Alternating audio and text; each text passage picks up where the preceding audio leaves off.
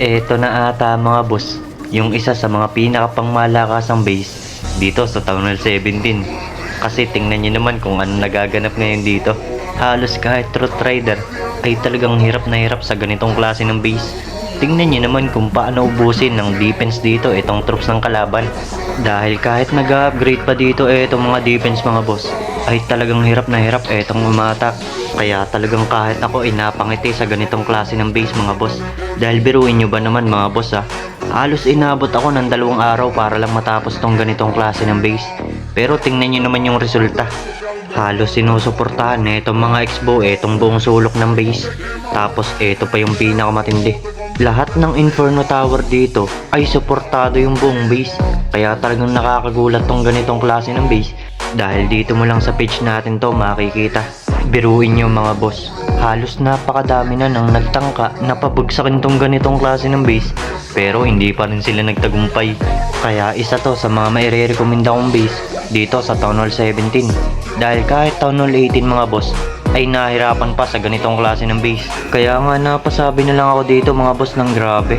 Dahil eto na ata mga boss yung base na kahit nag-upgrade pa yung mga depensa mo, kayang-kayang ipaglaban yung buong base mo. Dahil hindi talaga biro mga boss etong ganitong klase ng base. Dahil wala kang makikita nito sa Google or sa apps.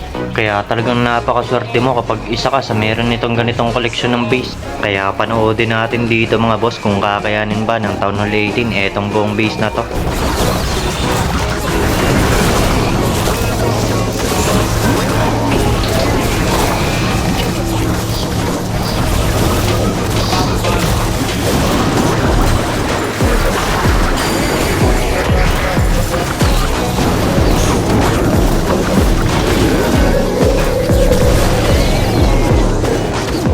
Nakita nyo ba yung monolith sa gitna mga boss?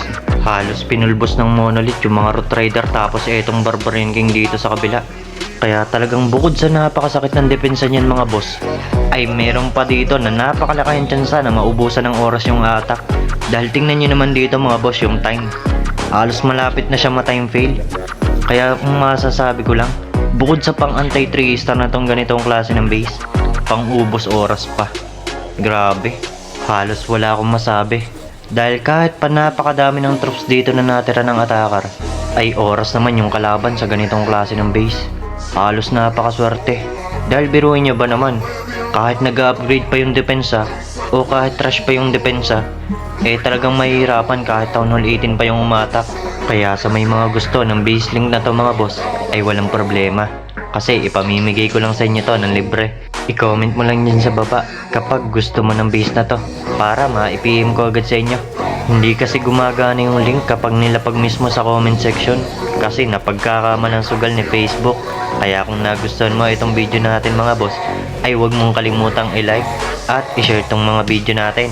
Kaya mag-shoutout muna tayo mga boss sa mga viewers natin na gustong magpa-shoutout dito sa page natin.